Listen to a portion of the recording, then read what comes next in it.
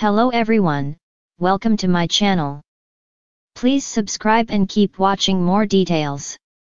90 Day Fiancé, 6 troubled couples I think won't last. I'm surprised they've made it this long. The sprawling universe of 90 Day Fiancé has given viewers every flavor of romance, from whirlwind love stories to jaw-dropping breakups staged under the brightest studio lights. Some couples survive continents, culture clashes, and chronic misunderstandings. Others, they barely survive the tell-all. Here are 6 couples I believe are racing towards Splitsville, whether slowly unraveling or actively combusting in real time. 1. Gino and Jasmine, love fueled by passion and dynamite.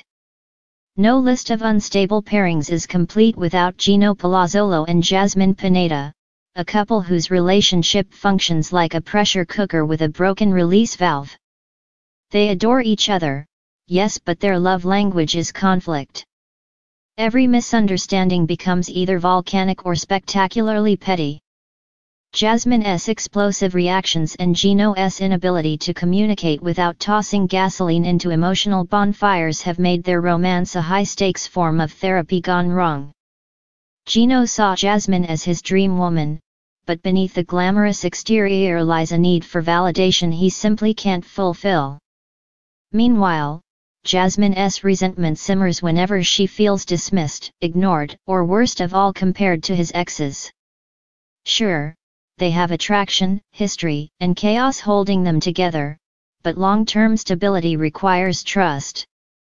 These two stockpile grudges like it's an Olympic sport. The emotional disasters, the jealousy battles, the screaming matches over everything from cosmetic upgrades to private texts, none of it hints at a calm future. They might never truly let go of each other, but staying together, that's a different story.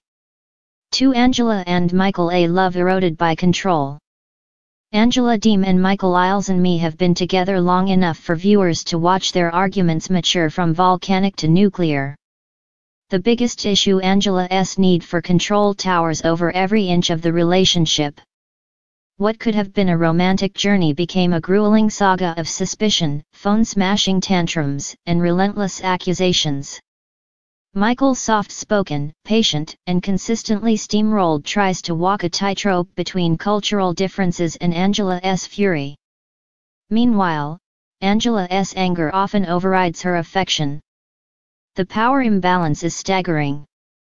When a relationship is built on fear and obedience instead of communication and respect, there's no future, only survival. Even if they remain legally tethered, emotionally these two have already drifted into separate worlds. Their love looks less like a partnership and more like a tug-of-war with no winners. 3. Natalie and Josh, not meant for the same universe. Ever-dramatic Natalie Mordovtseva continues her pattern: fall fast, idealize quickly, panic, then run. Josh Weinstein, on the other hand, is calm, measured, and allergic to the whirlwind chaos she breathes. Natalie wants commitment rings, instant family, fairy tale devotion. Josh wants time, space, and clarity. They're not even pursuing the same relationship. Natalie's emotional needs shift like tides. One day she's fully in, the next she's halfway out the door with her suitcases zipped.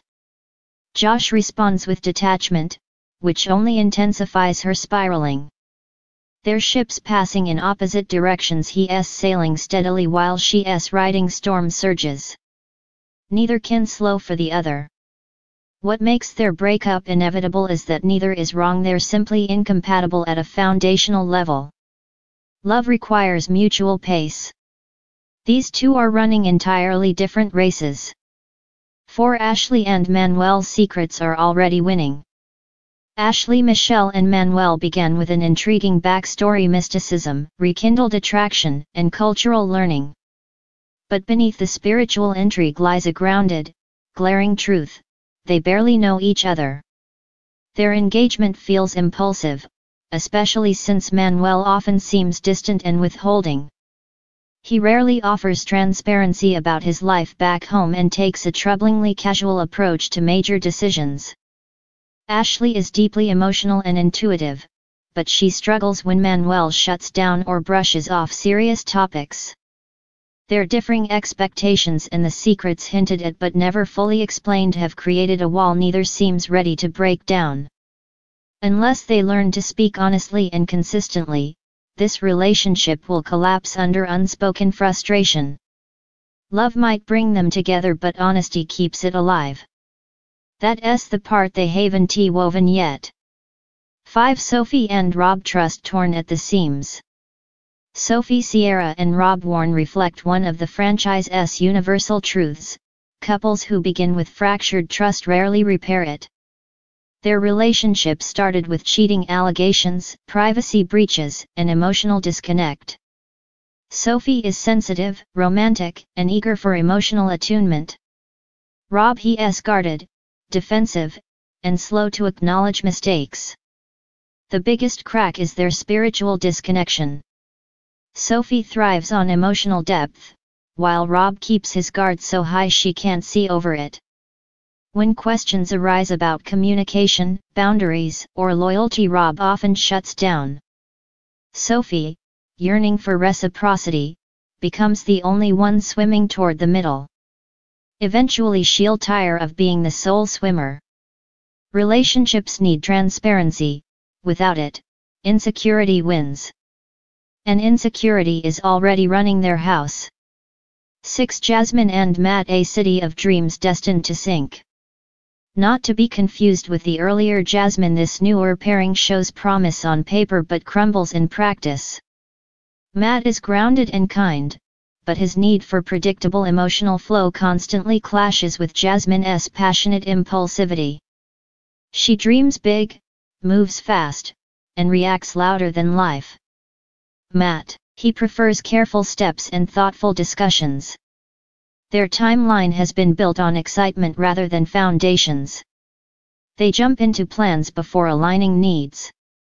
Jasmine sees Matt as a passport to transformation: new home, new future, new family intentions. But transformation without compromise becomes pressure. And pressure eventually breaks something.